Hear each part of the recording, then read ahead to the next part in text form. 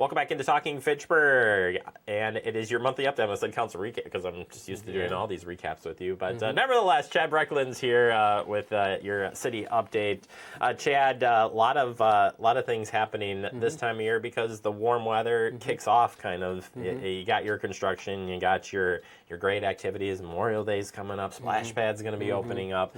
It's a great time of year. So I thought we would kick off with a little development update. Sure. We want to get some of these in there because there's a lot of things going on that you may or may not know of. The first one and the earth movers out there were pretty awesome to see. Maybe I'm a construction lover in heart, but Jamestown Quarry, a lot of stuff happening over in that neighborhood. What's going on? Yeah, so the Jamestown Quarry is located at Fitrona Road and McKee Road, right across from the Super Target. That land is currently being developed. There's I want to say roughly 37 acres or so on that site. There's a few things that have already started. One on the northern edge of the site is a multifamily apartment building. I want to say somewhere around 175, 200 units, although I don't know specifically the number of units there right off the top of my head. And then on the south end of that parcel, right fronting McKee Road, there are 4 lots that are going to be coming online here. I believe one will be a McDonald's, Chick-fil-A, Crew Car Wash, and a Chase Bank. I think are those 4 lots. Obviously, the users can change until they actually see the buildings going up and the actual signs going on the buildings. But I believe that's what is currently planned to come. What you're seeing now is that earthwork being done. They got to put in an access road. They have to do some public roadway improvements, some signalizations, some turn lane extensions, and those sorts of things to accommodate the anticipated traffic. And then that still leaves kind of the middle of that site available for further development. As these things come to life here that I've just talked about, we're looking forward to seeing what's going to come in the middle as well. There are a number of opportunities that are being discussed for what could be there, and we'll wait and see, hopefully in the next few months, what the plans are that materialize for the middle of that site. Fantastic. We'll keep an eye on that one. Highfield Reserve, you may have just heard about this at the recent council meeting on some projects there, but what's happening in this area? Yeah, so we have a couple of single-family residential neighborhoods that are being built, Highfield Reserve being one of them. That's off of Nobel Drive. If you go down Fishatchee Road and hang that left back in there. There's a number of single-family homes that are going up. Obviously, on the east side of the city, Terravessa also continues to build a number of single-family homes, as well as some townhomes. And I think Highfield has some townhomes as well. Some additional multifamily too, but largely those are single-family residences. And then there are also, I was going to mention to you as well, Jeremy, that there's some construction going on kind of behind the radio station, the iHeartRadio property there. Oh, so, yeah. that was some property that had been attempted to be medium density. Developer who had held that property for quite some time and was unable to find a user at medium density came back to the city and had that rezoned and replatted to single-family housing. So there's about 10 or 11 single-family lots, and they're putting in the utilities for those specific lots right now. So there's definitely some single-family activity happening as well. We often hear about all of the multifamily that's happening.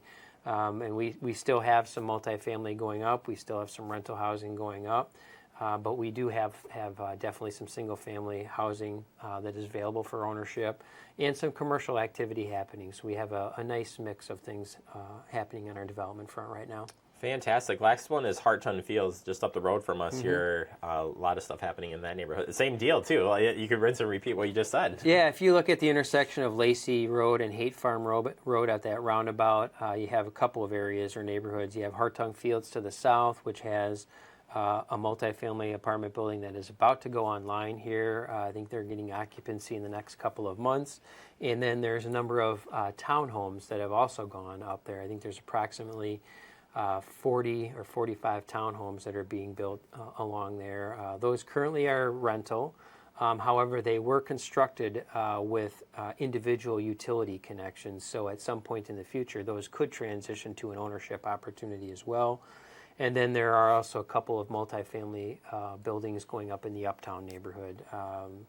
There's one on Central Park Place and then one on Lacey Road as well. So some good things happening again throughout the city. And as you and I were chatting as we were prepping for this particular conversation, there's a number of things also in the pipeline, so to speak, that we'll be able to talk about in the coming months as well. Yeah, we're going to try to include these development updates here in our regular our chats here as we move forward. So we'll check back in with you on those as they come in, and encourage you to check out the Plan Commission meetings so we can kind of get an update on what some of those projects are coming forward. That is a great point about the Plan Commission meetings, and also the Planning and Zoning website, if my recollection serves me well. They actually have a map where you can click on where projects are happening and at least learn a little bit about those, if I recall correctly. I'll chase that down. And if you could chase that down and verify that information, and then be kind enough to maybe put the link in the banner on the bottom, that'd be helpful. He's calling for his own graphics now? Yeah. Wow, we've trained you well. Yeah. Proud of you. Yeah. No, that's good. Seed is a good one too. Economic development is a great place as well to hear what's coming for businesses and other housing opportunities as well. Moving on to the wheel tax. Wheel tax was adopted earlier, a few meetings ago, but people might notice as their renewals come up that you're seeing the wheel tax added. And I'm talking more about our July folks. Yeah. Tell us what's going on. So you're also referring to the municipal vehicle registration fee when you call it a wheel tax, and I will refer to it as the municipal vehicle registration fee. Although, in your defense, Jeremy, the Wisconsin Department of Transportation DMV site does refer to it as a wheal tax. And that's my hand being slapped right there. It is commonly referred to that way. So no harm, no foul. But yes, there are vehicle registration notices are going out now for vehicles with registration expiring July 31st. Those vehicle registrations renewals do have the new Fitchburg municipal vehicle registration fee of $40 included with those. We did clarify this with the Department of Motor Vehicles, and I know what we had previously had on our website indicated vehicles with registration beginning August 1st or after as one of the criteria, and it has created some confusion because as these notices have been arriving, renewal notices have been arriving in mailboxes, we've gotten a couple of questions about them. And the DMV explanation for that is, yes, your registration expires July 31st, and your new registration period begins August 1st of 2025, which is when the effective date of the municipal registration fee is. So there you go. Even I'm guilty of it at times, Jeremy. So that is the explanation. We've tried to clarify that in our FAQ section on our website. But if anybody does receive their July expiration vehicle registration form renewal with that added, that is the reason why it's been added. Yeah, well, like I said, we're learning some things as we go here too, but the clarification is out there. And again, the website has the latest information on that for you. And of course, if you got questions, please just reach call, out. Yeah, ask. we're happy to walk through what that's all about. It was Frontline Workers Appreciation Month, a proclamation at the recent council meeting, and it was great. It was a good turnout for our frontline workers. So this would include police, fire, EMS, public works.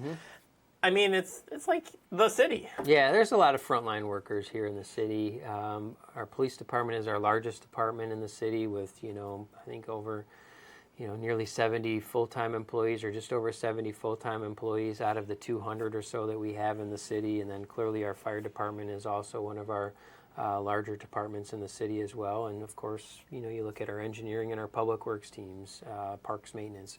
All of those groups are rather large in numbers, not necessarily enough to keep on top of everything as quickly as we would always like from a staff capacity perspective, but when you look at the overall component or portion of city staffing, those are generally speaking where the bulk of our staffing is coming from.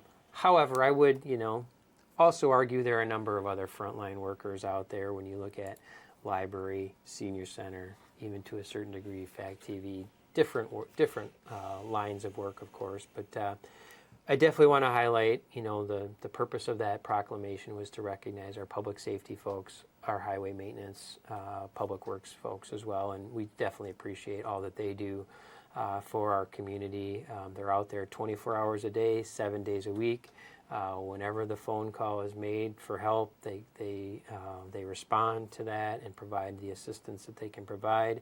And then, of course, our highway maintenance crew is out all hours of the day and night, ensuring, particularly during inclement weather, that people can get where they need to go, whether that be to work, to an emergency, or allow our public safety personnel to be able to respond to emergencies as well. Yeah, no, we thank from EMS to fire to PD. I mean, it's amazing. The team, it takes a team, it takes a village, does, and that is the village right Yep. there of the frontline workers doing their thing. And I think the good point of the 24 hours a day, 7 days a week, it's always, there's always something. So, Right, absolutely. yeah, no, thank you on that front. Finally, park projects coming up. There is a lot of projects happening in the parks, always has, and lays out. We've been saying, go watch this, go watch it. We can watch the parks meetings and keep up to date on that. But if people were wondering, why are there so many park projects happening, it seems like right now, well, why?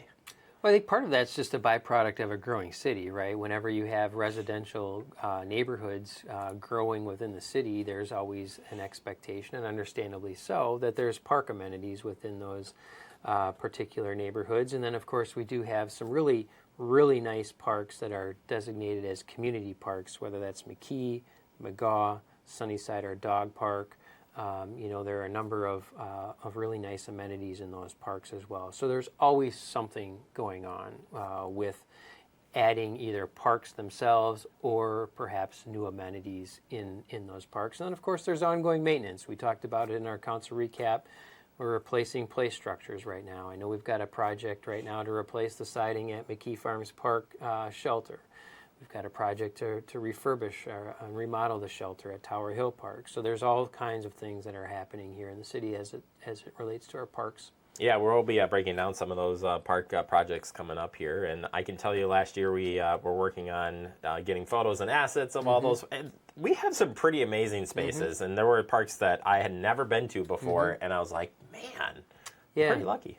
Yeah, we are very fortunate, and for a community our size, we have a great park system, and that is a testament to some of the planning that has been done from a development perspective to ensure that there are recreation and play areas. Also a testament to our city staff who are dedicated to maintaining those and keeping those spaces in great condition so that the users can enjoy those spaces. And the city has, somewhere around 800 acres of park open space in the community, and it is a great asset for us to have. Obviously, it does come with a cost, and we are also obviously very cognizant as we continue to add parks and or park amenities. We are definitely being cognizant of what the impact is on our staff capacity, as well as the financial impact to operate and maintain those and ultimately replace those amenities as well. So trying to take a holistic look at things. As we all know, things are not getting any less expensive, but I do hear oftentimes that one of the great things about our community is the parks that we have. Yeah, no, I said you should check them out, and if I were you, I'd make like a checklist and start checking them off and seeing ones you haven't been to, because like I said, they're pretty neat out there. There's lots of them. All right, appreciate the time as always, Chad. We'll see you back here next month. Thank you, Jeremy.